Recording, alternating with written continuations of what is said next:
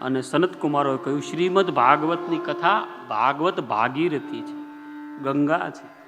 કળિયુગના દોષોને યાદ રાખજો, આપણે કઈ દૂર નથી કરી શકીએ. મરણને આપણે મટાડી નથી શકવાના, પણ મંગલ કરી શકીએ. પુનિત મહારાજ કહે છે સ્મરણથી, દાનથી, દક્ષિણાથી, જીવનથી મરણ મંગલ થઈ શકે, મટાડી કોઈ શકે નહીં. દુનિયામાં મૃત્યુ અવિચળ ધ્રુવ છે, સત્ય છે. તો ભાગવતના મહિમાના શ્રવણ માત્રથી મુક્ત થવાય છે. મુક્તિની સિંહ ગર્જના કરનાર, ડીમ ડીમ ઘોષ કરનારા શાસ્ત્ર છે.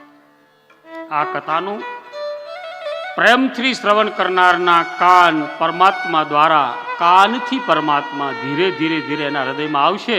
અને જ્યાં જેના ઘરમાં શ્રીમદ ભાગવતની કથા, ભાગવતની જે કથા જ્યાં વંચન થતું હોય, જ્યાં આશ્રય કરતા હોય, એ પણ એક પ્રકારનું તીર્થ બની જાય છે. પૂર્ણોત્તમ ઉત્તમોત્તમ તીર્થક્ષેત્ર બની જાય છે. જે મનુષ્ય આ ભાગવત શાસ્ત્રને અર્થપૂર્વક નિત્ય વાંચન કરે છે, એના હજારો જન્મના પાપો નાશ થાય છે. આ કળિયુગમાં જે પઠન પાઠન કરાવે, જે યજમાન બને, જે સહકાર આપે, જે અનુમોદન આપે, એના પણ માતા પિતા અને પિતૃને ખૂબ ધન્યવાદ છે. પછી શ્રવણ કરવા તો કદાચ મુશ્કેલ હોય તો સપ્તાહ શ્રવણ વિધિ નિરૂપેલ નિમિત્ત 7 દિવસનો અખંડ પાઠ ભાગવતનો, એ પણ આમાં ભાગવતજીમાં બતાવ્યો છે.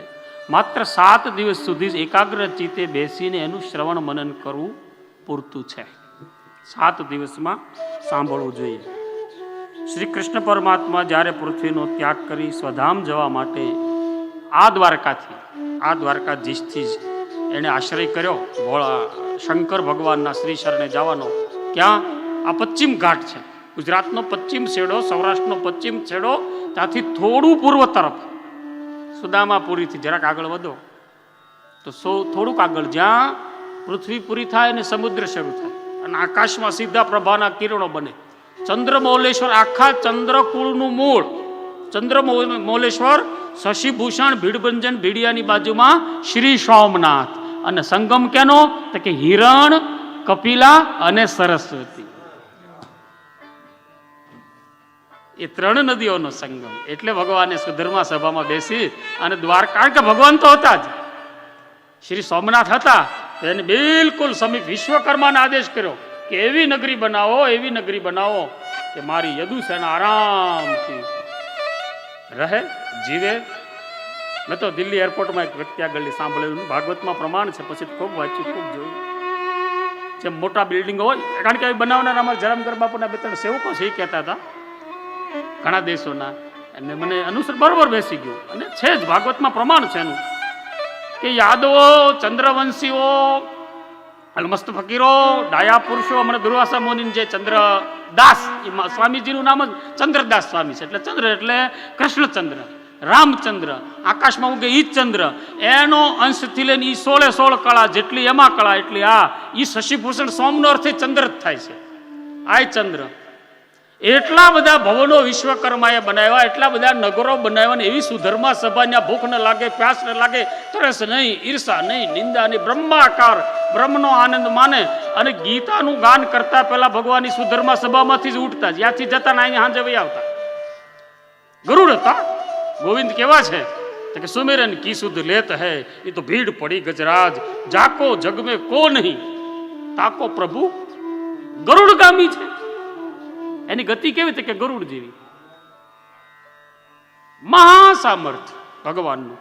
મારે કહેવું છે એ કે આ ગામનું નામ, આ દિવ્ય ગામનું નામ, આ દેવભૂમિનું નામ એટલે પડી ગયું કે માણસ ગડબડ ગોટાળે સડે ને પૂછે ને કે આનું દ્વાર કાં છે, આનું દ્વાર કાં છે, આનું દ્વાર કાં છે, આનું દ્વાર કાં છે, આનું દ્વાર કાં છે, આમ કરતા કરતા ગામનું નામ પડી ગયું દ્વારકા. દ્વારકા, આનું ગામ ક્યાં છે, આનું દ્વાર ક્યાં છે, દ્વાર ક્યાં છે.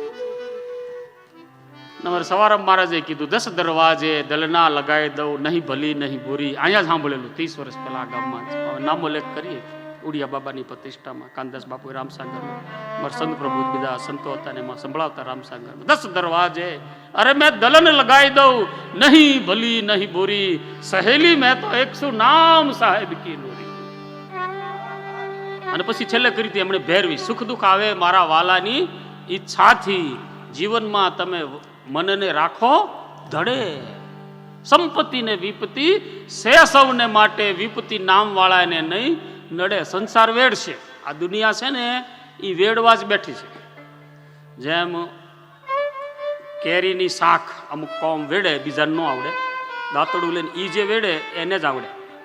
અમુક વસ્તુ એને આવડે, અમુક તત્વ એને. એમ અમુક માણસો વેડે નડે. પણ ભગવાનનો જો આશ્રય આવી જાય તો સુખ દુઃખ આવે મારા શ્રી હરિની ઈચ્છાથી.